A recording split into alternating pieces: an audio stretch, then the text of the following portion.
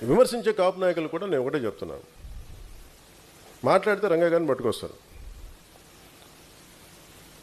జనసేన కూర్చోబెట్టి టీడీపీ కమ్మాయిలు మాట్లాడుతుంటారు. నేను చెప్తాను, మీరు ఇష్టపడే రంగా గారు, ఆయన సతీమణి కమ్మ సామాజిక వర్గానికి చెందిన వ్యక్తి. వాళ్ళ బిడ్డలు, వారిద్దరు పుట్టిన బిడ్డలు ఇద్దరు 2 కులాలకు చెందిన వాళ్ళు అవుతారు. అంటే మీరు ఎంత కన్వీనియంట్గా ఉందంటే మీ రాజకీయం, అది చూడరు. ఆయన బతికున్నప్పుడేమో వైసీపీలో ఉన్న నాయకులందరూ కానీ ఇక్కడున్న నాయకులందరూ కూడా ఆయన బతికున్నప్పుడు ఒక్కళ్ళు మాట్లాడాలి ఆయన గురించి.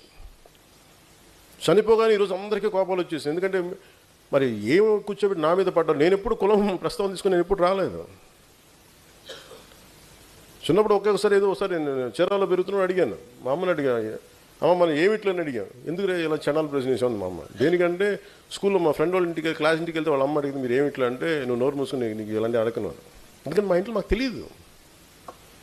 మా father being a socialist, it's always about society.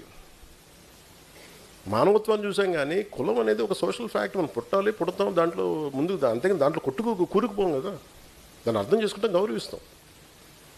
కానీ కూర్చోబెట్టి పదే మాట్లాడడానికి విసుగు వచ్చేసింది నాకు కూడా. ఇంకెంతకాలం మాట్లాడతారా మీరు? ఎంతకాలం మాట్లాడతారు ఒక్కొక్కళ్ళు? మీ గురించి చెట్టా విప్పనా? ఒక్కొక్కడి గురించి చెప్పాలా? ఒక్కొక్కడి గురించి తట్టుకోగలరా? నేను మాట్లాడితే నోరు విప్పితే ఇష్టానికి మాట్లాడతారు ఒక్కొక్కళ్ళు. మనోహర్ గారు కూడా రాకూడదు అంటారు, ఆయన కమ్మంటారు. ఎన్నికైన ఎమ్మెల్యేలు అందరూ ఎవరయ్యా? కాపులు లేరా దాంట్లో? నా పక్కన లింగంనేని రమేష్ గారు ఉంటే ఆయన కమ్మంటారు. ఎక్కడో తెలంగాణను పెట్టుకున్న వ్యక్తిని చూసుకుని ఆయన కమ్మంటారు. ఇంకెవరు ఉండకూడదు. ఇప్పుడు హసీనా కూర్చోబెట్టి కాపులు అండి, ఏం తెలియదు. Thank you.